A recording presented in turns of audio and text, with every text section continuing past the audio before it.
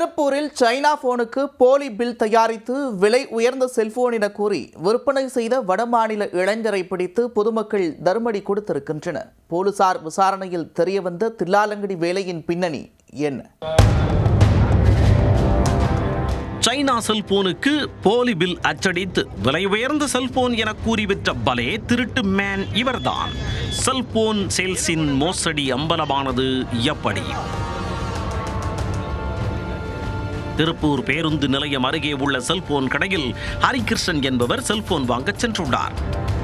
அப்போது கடையின் வெளியே இருந்த வட மாநில இளைஞர் ஹரிகிருஷ்ணனிடம் பேச்சு கொடுத்துள்ளார்.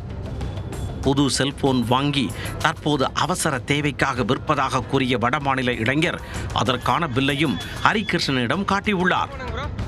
20,500 ரூபாய் மதிப்பிலான செல்போனை 10,000 ரூபாய்க்கு தருவதாக கூறி ஆசை காட்டியிருக்கிறார்.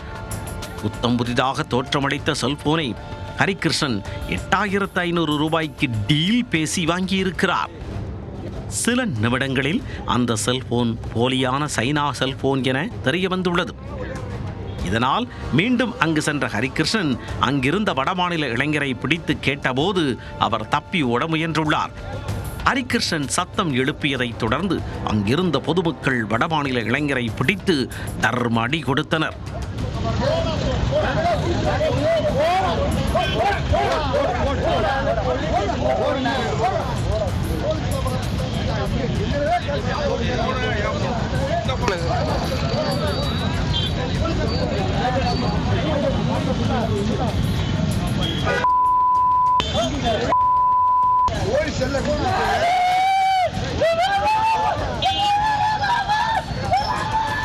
பின்னர் அங்கு வந்த திருப்பூர் தெற்கு போலீசார் வடமாநில இளைஞரையும் ஹரிகிருஷ்ணனையும் காவல் நிலையம் அழைத்துச் சென்றனர்.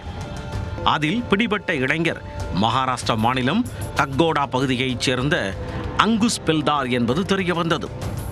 பழைய மாடல் சைனா செல்போன்களின் வெளித்தோற்றத்தை பிரபல நிறுவனத்தின் செல்போன் போல வடிவமைத்து அதை விற்று வந்துள்ளார். இந்த நிலையில் அங்குஸ் பெல்தாரிடம் இருந்து 2 போலி செல்போன் மற்றும் ஒரு இருசக்கர வாகனத்தை பறிமுதல் செய்தனர். மேலும் போலி செல்போன் மற்றும் போலி பில் தயாரிக்க பயன்படுத்திய இயந்திரங்கள் குறித்து விசாரணை மேற்கொண்டு வருகின்றனர்.